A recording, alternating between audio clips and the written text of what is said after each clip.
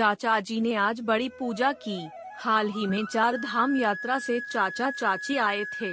चाचा चाची के साथ दिल्ली जाते समय चाचा के दोनों बेटे, उनकी पत्नियां, सबसे बड़ी के 3 बच्चे और छोटी के 2, उनकी एक बेटी और दामाद भी थे और बेटी को एक बेटी और एक बेटा भी थे।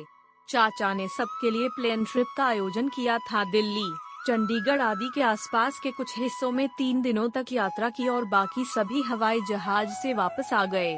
हालांकि चाचा चाची आगे निकल गए। कई सालों से चाची चाहती थी कि कम से कम एक बार तीर्थ यात्रा पर जाए। बेचारी चाची ने जीवन भर केवल मेहनत की थी।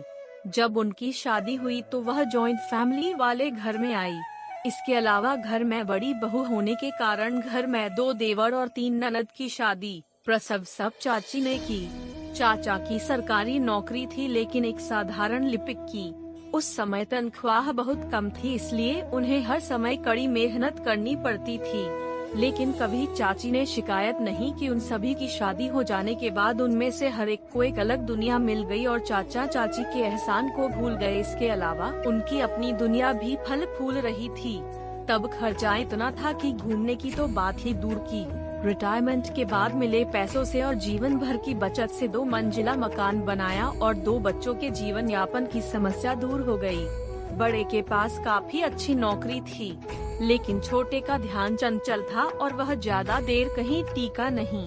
अंत में उसके चाचा ने उसे दुकान लगाने के लिए पैसे दिए। लड़कियों के लिए एक अच्छा घर देखने के बाद सब कुछ ठीक हो जाता है। हाल ही में यह पता चला कि गांव के पास उनके खेत को बांध दिया जाएगा और उन्हें सरकार से मुआवजे के रूप में पैसा मिला। अब चाचा जी ने खेती के साथ साथ गांव के पास का घर भी बेच दिया, इसलिए उन्हें अच्छी खासी रकम मिल गई। मिली रकम को जमीन या रियल एस्टेट में दोबारा निवेश करने पर टैक्स में छूट मिलती है और पैसा सुरक्षित रहता है। तो क्या हमें खेत की जमीन खरीदनी चाहिए? घर में रोज घर को लेकर चर्चा होती रही। मुलाकातें होने लगी। दलाल का आना जाना बढ़ गया। चाचा जी को तो समझ में नहीं आ रहा था कि क्या करें। इसी समय चाची ने कहा कि वह 4 धाम यात्रा पर जाना चाहती है, इसलिए भले ही यह यात्रा निकाली गई। चाचा ने कम से कम 3 दिनों तक सभी को खुश किया और फिर आगे बढ़ गए। लेकिन जब तक वह वहाँ थे, बहन और भाई की दैनिक सलाह जारी रही। सबको डर था कि अब चाचा चाची ना जाने कितना खर्च कर देंगे, हमारे लिए कुछ रखेंगे भी या नहीं, हमारा भी अधिकार है। जब तीनों बच्चों के माता पिता का फोन आया तो आप जब वापस आए तो वह यही सुझाव देंगे कि हम यह फ्लैट खरीद ले या खेती बाड़ी आदि देखें। 12 दिनों के बाद चाचा चाची वापस आए और गंगा पूजा का कार्यक्रम तय किया। रात के खाने के लिए 100 से 150 लोगों को आमंत्रित किया गया था। तीनों लड़कों को यह बिल्कुल पसंद नहीं था, लेकिन वह सबके सामने बहुत खुशमिजाज होने का दिखावा कर रहे थे।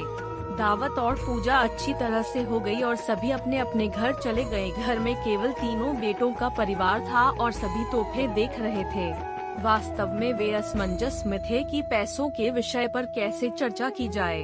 अंत में छोटे लड़के ने एक बार कहा, पापा, मेरे दोस्त ने अभी एक फ्लैट खरीदा है, जैसे कि निर्माण चल रहा है, अभी कीमत कम है, वह कम पैसे में 3 फ्लैट छोड़ देगा, क्यों न जाकर इस रविवार को देख कर आए। लेकिन चाचा अपने पोते से बात कर ही रहे थे कि अचानक उन्होंने कहा, जब हम यात्रा कर रहे थे तो वहाँ मजेदार था। एक मंदिर में बहुत अच्छा उत्सव चल रहा था। रात का खाना चल रहा था, बहुत भीड़ थी और बहुत सारे व्यंजन पके हुए थे।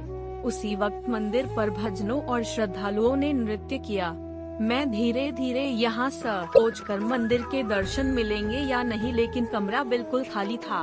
हर कोई बाहर था और भगवान और मैं कमरे में अकेले थे और देवता मुझसे बोलने लगे। उतने में बड़ा बेटा गुस्से से बोला, पापा, राजू जो कह रहा है क्या आप सुन रहे हो? लेकिन पापा ने इस बात को पूरी तरह से अनसुना कर दिया और बात करते रहे। भगवान ने कहा कि देखो सुंदर, ये मेरे नाम पर उत्सव है, पर मौज सबकी है। सुबह पूजा हो चुकी थी, फूल पत्ते पानी मुझ पर रखे, अब वह फूल पत्ते सड़ रहे हैं, उसकी दुर्गंध फैल रही है, उसमें के कीड़े मुझ पर चल रहे हैं और अब इस गंदगी को कोई साफ नहीं करना चाहता। 5 से 6 बार आरती कर दी गई, लेकिन अब साउंड प्रोजेक्टर से भरपूर संगीत और कर्कश गाने बज रहे हैं। सब खाने पीने में लगे हैं, लेकिन मुझे भोग लगाना भूल गए। जैसे ही चाचा जी कुछ और कहने वाले थे उतने में उनकी बेटी मिष्टी गुस्से में बोली, क्या फालतू की बातें कर रहे हो पापा? पापा आप व्यस्त नहीं है यू, लेकिन हम इतने काम में इतने व्यस्त होते हुए भी आपके लिए ही आए हैं, और आपकी ये क्या बकवास चल रही है? हालांकि इस बार चाचा जी बोले, फालतू मैं बकवास नहीं कर रहा हूँ, जो कुछ भी कह रहा हूँ मैं आपको सच कह रहा हूँ। आप हमारे लिए नहीं बल्कि सिर्फ पैसों की सेवा करने आए हैं। जब हम यात्रा कर रहे थे तो हर कोई मुझे अलग अलग योजनाएं बता रहा था, लेकिन आप में से एक ने भी हमारे स्वास्थ्य के बारे में नहीं पूछा। हम क्या खा रहे हैं, कहाँ जा रहे हैं और हम कहाँ रह रहे हैं, आपने पूछताछ भी नहीं की। हमने तो जीवन भर मेहनत करके 4 पैसे कमाए और आपके जीवन को बेहतर बनाने की पूरी कोशिश की। हमारा कर्तव्य था, लेकिन हम अपनी जिंदगी जी नहीं पाए। खुशी भी कभी महसूस ही नहीं हुई। आपने इस बारे में कभी सोचा? जब यात्रा पर आपकी माँ का जन्मदिन आया तो आप तीनों में से किसी ने भी साधारण शुभकामनाएं भी नहीं दी अपनी माँ को। मुझे पता है कि मेरे पास जो पैसा है उसका क्या करना है। ऐसे ही मेरे बाल धूप में सफेद नहीं हुए हैं। मैंने 3 फ्लैट में पैसा लगाया है और बाकी के पैसे पोते के नाम फिक्स डिपॉजिट्स में रखे हुए हैं। उन्हें वह पैसे उनकी शादी में मिल जाएंगे, लेकिन तीनों फ्लैट मेरे और तुम्हारी माँ के नाम पर रहेंगे।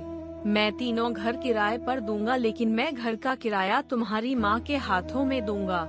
हम इसका अधिकतम लाभ उठाएंगे घूमने के लिए, और तुम्हारी माँ खर्च करना चाहेगी तो वह करेगी, लेकिन तीनों फ्लैट आपको हम दोनों की मौत के बाद ही मिलेंगे। हमने जीवन भर मेहनत करके कमाया है और आपको भी मेहनत से कमाना चाहिए, तब आपको पैसों की सही कीमत पता चलेगी।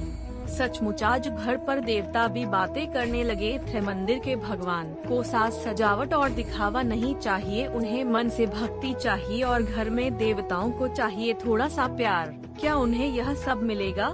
दोस्तों, आपको ये कहानी कैसी लगी हमें कमेंट करके जरूर बताइए। दोस्तों, ऐसे ही कहानियाँ रोजाना सुनने और देखने के लिए चैनल को सब्सक्राइब जरूर कर लीजिए। धन्यवाद।